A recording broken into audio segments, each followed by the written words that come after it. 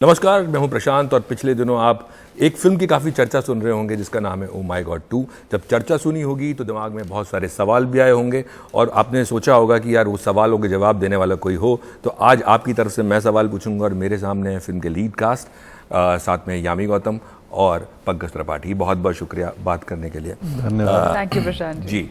सबसे पहले तो सवाल यही पूछूंगा कि आपसे कि एक सेंस ऑफ नर्वसनेस है, क्योंकि जिस तरह से चर्चाएं चल रही थी फिल्म को लेके, सेंसर बोर्ड से लेके, और जिस तरह के सवाल लोग ट्विटर पे पूछ रहे थे या सोशल मीडिया पे पूछ रहे थे, तो एक सेंस ऑफ नर्वसनेस है। और एक तो ख़त्म हुई होगी सेंसर बोर्ड के बाद, अब लोग फिल्म देखेंगे, तो क्या जहन में एक्चुअली है? जी जी, आप बताइए। दोनों ऐड कर सकते हैं। नहीं, नर्वसनेस बिल्कुल नहीं है। हम पहले भी मंद मंद मुस्कुरा रहे थे, क्योंकि उस समय बोलने की अनुमति नहीं थी और ना ही हमारा प्रमोशन शुरू हुआ था कि आके बताएं कि भाई जो आप सोच रहे हैं वैसा कुछ नहीं है। तो अब लग रहा है कि अब वो घड़ी बहुत पास है। 11 को लोग देखेंगे तो वो पोस्टर फटेगा, हीरो निकलेगा, कहानी समझ में आएगी कि अच्छा ये क्या है। इस पर इतनी चर्चा परिचर्चा की बिना मुश्किलात ये है कि किसी ने फिल्म देखी नहीं है। हाँ। कयास लगा रहे हैं लोग और सोशल मीडिया कयासों को खूब हवा देती है और लोग तो अनुमान, आप फिल्म देख लो फिर उस पर चर्चा परिचर्चा करो तो फिर समझ में भी आए। फिर जो चर्चा परिचर्चा होगी वो देखने के बाद वाली होगी और वो सही होगी। जी यामी। बिल्कुल, आई थिंक सवाल पूछना तो स्वाभाविक है, खासकर वी अंडरस्टैंड कि क्यों इतनी क्यूरियोसिटी है OMG 2 को लेकर। बट सवाल पूछना और बिना देखे ओपिनियन में बहुत ज़्यादा फ़र्क है। और बेस्ट मुझे लगता है फिल्म अपने आप में ही जवाब देगी। अपने आप में ही जवाब देने से मतलब है कि अपने आप बोलेगी खुद के लिए कि वो क्या है। I don't think it needs any kind of justification after. आप जब फिल्म देख लेंगे उसके बाद तो हम तो चाहेंगे कि ज़्यादा से ज़्यादा लोग इसे देखें, ज़्यादा से ज़्यादा लोग जुड़ें।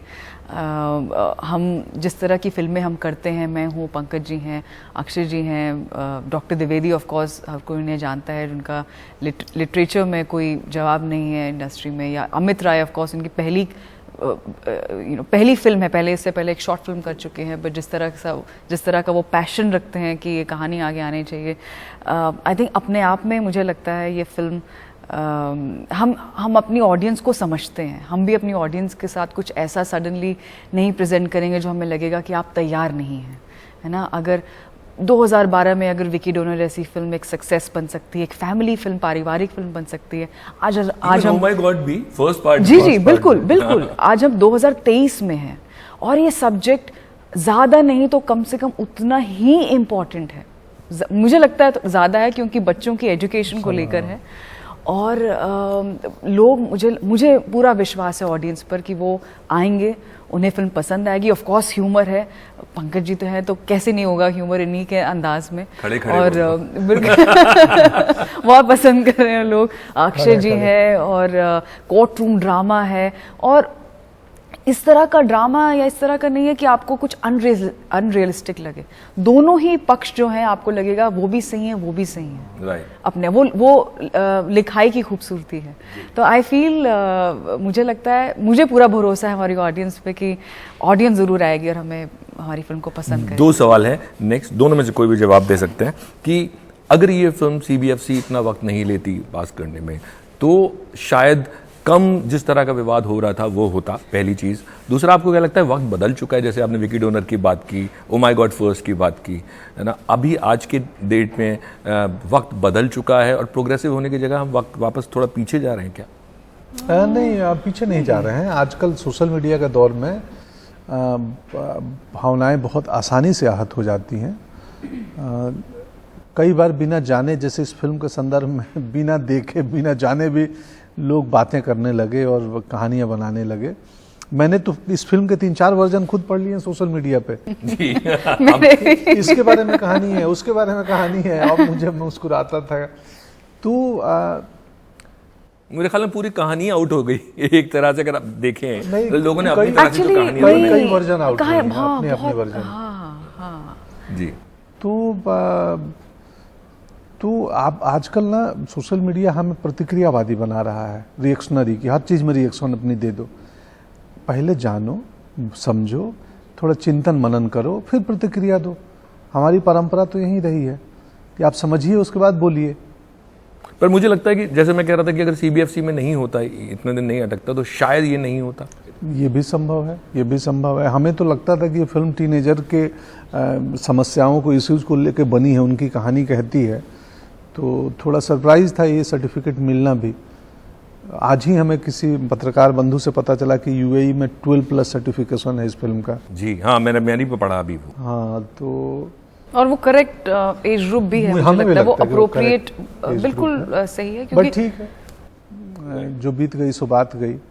अब यहाँ से बड़े ही देखेंगे और उनको लगेगा कि ये इसका संदेश, इसकी बात उन तक जानी बिल्कुल। चाहिए, तो घरों में जाके बच्चों से बात करेंगे। जी। हमारा पर्पस तो बात पहुंचाने की है, वो सिनेमा के थ्रू पहुंचे या किसी गार्जियन के थ्रू पहुंचे। बट क्या हमारी सोसाइटी अभी इस काबिल, तो मैं नहीं बोलूँगा, उतनी बहादुर हो गई है कि क्या वो बच्चों से जाके बात कर सके घर पे? और आप इसमें ऐड कर देता हूँ आपके लिए, आप पढ़ी लिखी हैं, एक्ट्रेस हैं। ये बहुत पढ़ी लिखी हैं। हाँ, पढ़ी लिखी पढ़ी हैं, लिखी नहीं है, टॉपर हैं। आप बहुत पढ़ी लिखी हैं, आप एक्ट्रेस हैं, और फिल्म में जो ट्रेलर्स देख के पता लगता है कि आप जो मुद्दा है उस मुद्दे को, उसके अगेंस्ट हैं, ठीक है। लेकिन अगर मैं आपसे रियल लाइफ में पूछूं तो आप अगर वकील होके वही किरदार आपको वही लड़ना पड़े तो आप किस तरफ होंगी? मैं तो सी अगेंस्ट इन द सेंस, हाँ एक्चुअली वो फिल्म देखकर ही आप जैसे मैं कह रही हूँ कि जो आर्ग्यूमेंट्स वो बिल्कुल अप्रोप्रिएट हैं दोनों अपनी अपनी जगह। मुझे लगता है मेरा किरदार रिप्रेजेंट करता है एक मेजॉरिटी स्ट्रक्चरल नॉर्म को, एक सोसाइटी को, जिसमें हम सबकी कंडीशनिंग हुई है, राइट। बट वो कैसे बैलेंस्ड है और वो कैसे किस तरह से, किस मोड़ पे वो अंत होता है, कैसे होता है, वो खूबसूरती है फिल्म की।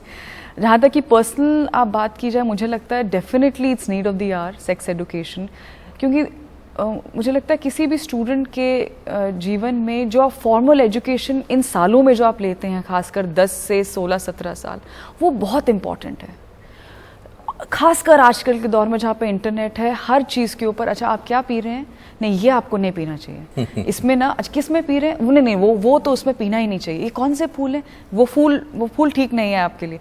इतनी सारी ओपिनियन है, छोटी छोटी चीज़ों से लेकर आप सेक्स एजुकेशन जैसे कितने इम्पॉर्टेंट इशू जो आपके लिटरली अंत तक आपके साथ ये आपके साथ रहता है, इस तरह की नॉलेज, इस तरह का आप कितना वेल इन्फॉर्म्ड हैं। तो फॉर्मल एजुकेशन से ज़्यादा मुझे नहीं लगता बड़ा कोई बेस या कोई फाउंडेशन इस नॉलेज का, इंफॉर्मेशन का बना सकता है। और वो स्कूल से ही शुरुआत होती है, वो घर से शुरुआत होती है, दोनों हैंड इन हैंड जाते हैं। और ऑफ कोर्स हमें लगता है दैट आप जब स्टूडेंट होते हैं आप ज़्यादा टाइम स्कूल में बिताते हैं, घर आकर भी तब भी स्कूल की बातें होती हैं, स्कूल की पॉलिटिक्स, स्कूल की चीज़ें।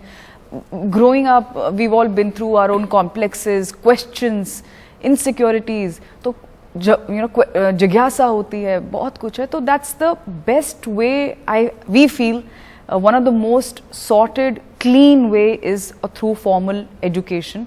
अब वो और वो भी बहुत खूबसूरती से एड्रेस किया है फिल्म में कि कैसे, हाउ इज इट पॉसिबल। तो ये खैर एक नजरिया है, हम ये नहीं कह सकते। ऐसा भी लगता है कि स्कूल्स में हमें ऐसे केसेस सुनने को मिलते हैं बच्चों के साथ, है ना, तो उस वक्त हर जगह ये शोर मचता है कि सेक्स एजुकेशन होना चाहिए। हाँ, ये हमारी फिल्म में एक संवाद था जो शायद अब नहीं है मेरे ख्याल से। वो आई थिंक मैं बोलता हूँ कि मोबाइल नामक जिन्न जो है वो दरवाजे पे आके बैठा हुआ है। तो अब समझो ना कि मैं इस फिल्म के रिसर्च के दरमियान गया तो मिस इन्फॉर्मेशन इंटरनेट पे इतना उपलब्ध है। कई बिना डिग्रीधारी डॉक्टर बने हुए हैं और यूट्यूबर बने हुए हैं जो सेक्स एजुकेशन दे रहे हैं। मैं इस फिल्म के रिसर्च में गया तो मुझे वहाँ कम से कम 20-25 लोग मिले जो सेक्स एजुकेशन दे रहे हैं अपने अपने समझ और हिसाब से। तो मुझे लगा कि यार ये तो है, बड़ी आवश्यक चीज़ है। और इसकी क्योंकि कहीं ना कहीं हम जो स्क्रिप्ट में बात उठती है, हालांकि ये काल्पनिक कहानी है, ये सेक्स एजुकेशन का चैप्टर भी टुवर्ड्स द एंड आता है, कंक्लूजन में। और अमित राय जो हमारे डायरेक्टर राइटर हैं, अद्भुत लेखक हैं, आप यहाँ बीच में अमित का एक फोटो डाल दें इस समय अभी नहीं है तो उन्होंने बहुत रिसर्च करके कहानी लिखी है और हम सबको सुन के लगा कि ये कहानी कही जानी चाहिए, ज़रूरी है, तभी हम किसी कहानी से जुड़ते हैं, जब वो कहानी हमें किसी न किसी स्तर पे प्रभावित करती हो। यामी हूँ, मैं हूँ, अक्षय सर हैं, इन्होंने ही नरेट की थी सबसे पहले ये कहानी आपको। हाँ, कोविड के मुझे, टाइम कोविड के टाइम आप शायद बाहर शूट कर रहे थे कहीं, मुझे हाँ, याद है। जी जी जी। पर मुझे ये बताइए कि शायद लोगों को एक एतराज़ ये है कि अगर ये बात करनी है, ये मुद्दे पे बात करनी है, तो भगवान क्यों, गॉड को क्यों इसमें रखा गया है। और दूसरा ये कि जब हम फिल्म की बात करते हैं तो आपको ऐसा लगता है कि धीरे धीरे धीरे जो अभी थोड़ी देर पहले मैंने आपसे पूछा, आज की डेट में कोई भी फिल्म इस तरह के, नॉट इस तरह के सब्जेक्ट पे, बट जहाँ पे भी माइथोलॉजी है, ये थोड़ा मुश्किल हो गया है बनाना? नहीं, मेरे ख्याल से मुश्किल नहीं हो गया है। इंटरनेट पे लोग उसकी आलोचना और इसके लिए बहुत सारे लोग तैयार बैठे हैं, पर सेंसर और बनाने के पहले एक बतौर जिम्मेदार लेखक अपनी जिम्मेदारी होती है। अमित राय, आप लोगों की भी जिम्मेदारी होती है। कोर्स होती है, बिल्कुल होती है। किसी भी फिल्म को लेकर इसमें एक संवाद था जिसमें, जो कि अब फिल्म में उस उपनिषद का रेफरेंस नहीं है, लेकिन वो संवाद है। जब मैं पढ़ा छंदोपनिषद का जिक्र था, तो मैंने अमित को बोला, भाई छंदोपनिषद में ये बात लिखी है? उन्होंने बोला हाँ। मैं बोला तो भिजवाइए उपनिषद, मैं पढ़ूंगा। तो मेरा सेल्फ सेंसर था कि लिखने के बावजूद भी अगर किताब का रेफरेंस दे रहे हैं तो मैं पढ़ तो लूँ एक बार। जब पहली बार आपने नरेशन सुना दोनों ने, तो आपको पढ़ने के बाद कुछ ऐसा लगा जहन में कि ये मुझे करनी चाहिए, नहीं करनी चाहिए? क्या रिएक्शन था? नहीं, अगर मुझे पहली आवाज़ मेरी आती नहीं करनी चाहिए तो मैं नहीं करूँगी। मैं बहुत ओवर एनालाइज नहीं करती, और अगर पहली बार में आवाज़ आती है हाँ कुछ बात है करनी चाहिए, then I go for it. और सेम यार, मुझे भी, मेरे को लगा यार ये तो बिल्कुल ज़रूरी है, ये हम तो कभी सोचे नहीं थे इस तरीके से, और लगा कि हाँ एकदम करनी चाहिए इस फिल्म को। And going back actually just to add, आपका जो पिछला क्वेश्चन था कि कुछ लोगों का मानना है इसमें भगवान क्यों ऐसे सब्जेक्ट पे, उन लोगों ने फिल्म नहीं देखी है। आप एंड यू नो वो बहुत ज़रूरी है इस बात को एड्रेस करना, क्योंकि बहुत सारे लोग जो इंतज़ार कर रहे होंगे, और ज़रूरी है जो हम बार बार कह रहे हैं क्यों फिल्म देखना, उनको मिसगाइड ना करें। आप फिल्म देखने के बाद आपकी जो ओपिनियन है, hopefully I hope it's positive, तब आप अपनी ओपिनियन दीजिए, बट बिना देखे आप ऐसे मत कीजिए, क्योंकि वही तो कहानी है, तभी तो फिल्म बनती है ना। क्यों ज़रूरी है वो फिल्म ही बता सकती है, इसलिए कह रही हूँ कि क्यों ज़रूरी है।